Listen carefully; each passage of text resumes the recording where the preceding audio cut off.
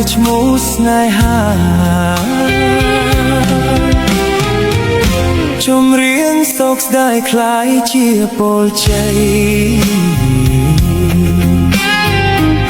ជាចំណងដៃដល់ថ្ងៃរៀបការច្រៀងរៀបរាប់រឿងដែលឥតខ្លឹមសារជារឿងអនិច្ចាស្នេហាព្រាត់ប្រែតែស៊ូកាត់ចិត្តទាំងក្តីអាល័យទោះជីវិតខ្សែក៏សុខចិត្តដែរតែសូមឲ្យអូនប្របកក្តីស្នេហ៍កុំឲ្យបែកបាក់ដោយស្នេហ៍ប្របងចម្រៀងអាល័យក្នុងថ្ងៃបែកគ្នាទឹកភ្នែកច្រៀងលាក្រាធ្លាប់ឆ្លើយឆ្លងលារឿងទាំងអស់លាឈ្មោះអូនបងលាចិត្តដែលបងឆ្លងស្ពានជីវិត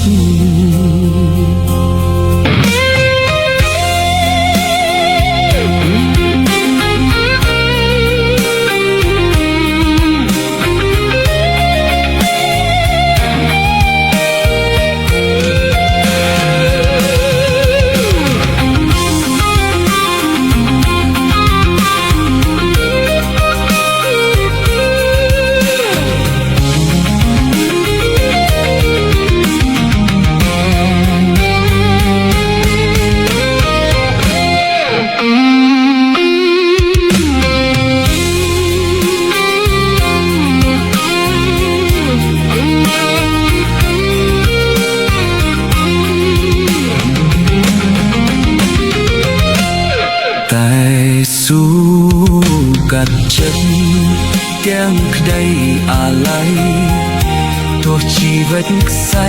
ក៏សុខចិត្តដែរតែសូមឲ្យអូនប្របកក្តីស្នេហ៍កុំឲ្យបែកបាក់ដូចស្នេហ៍ប្របង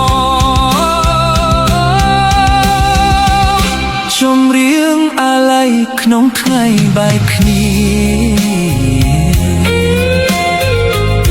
ទឹកភ្នែកច្រៀងលាក្រាធ្លាប់ឆ្លើយឆ្ល